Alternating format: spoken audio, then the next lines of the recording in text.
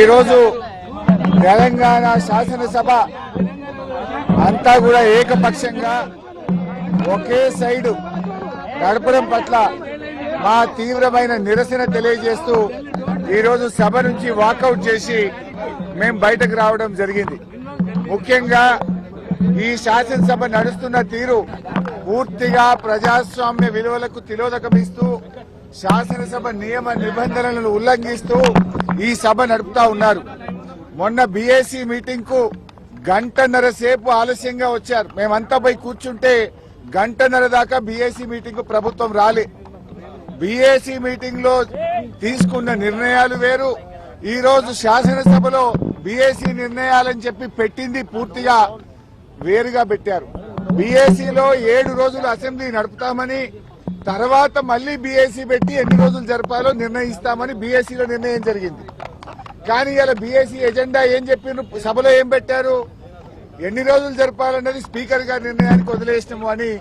అంటే బీఏసీలో తీసుకున్న నిర్ణయాలను కూడా తప్పుదో పట్టిస్తూ సభను తప్పుదో పట్టించారు.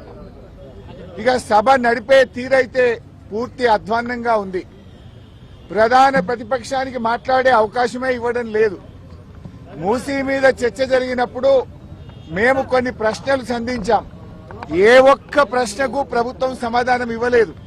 ముఖ్యమంత్రి గారు వచ్చి అడ్డగోలుగా గంటన్నర సేపు ప్రశ్నోత్తరాల సమయంలో మాట్లాడారు. మీరు మూసీ మీద అంత చర్చించాలనుకుంటే షార్ట్ డిస్కషన్ పెట్టండి, ఇంకో రోజు డిస్కషన్ పెట్టండి, ఎంతసేపు అయినా మాట్లాడదాం. కానీ ఇక్కడ 10 క్వశ్చన్లు ఉన్నాయి, క్వశ్చన్ అవర్ ఉంది, ఇది సభ్యుల హక్కు, ఇది ఎక్కడిది అంటే ఆయన నోటికి హద్దే లేదు. ముఖ్యమంత్రి గారు అసెంబ్లీని బూతులమయం చేశాడు. ఆయన ఎన్ని బూతులు మాట్లాడినా, ఎంత అడ్డగోలుగా మాట్లాడినా స్పీకర్ గారు ఆయనను ఆపే ప్రయత్నం చేయరు.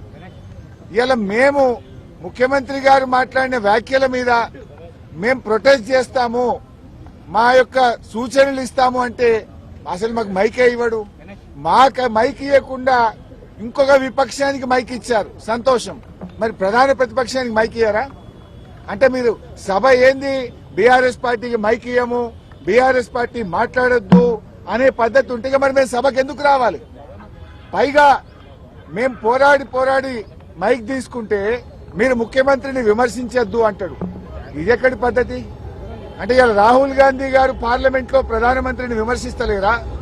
రాహుల్ గాంధీ గారు ప్రధానమంత్రి మీద మాట్లాడతలేరా? మరి మేము ముఖ్యమంత్రి మీద మాట్లాడకపోతే సభకు రావడం ఎందుకు?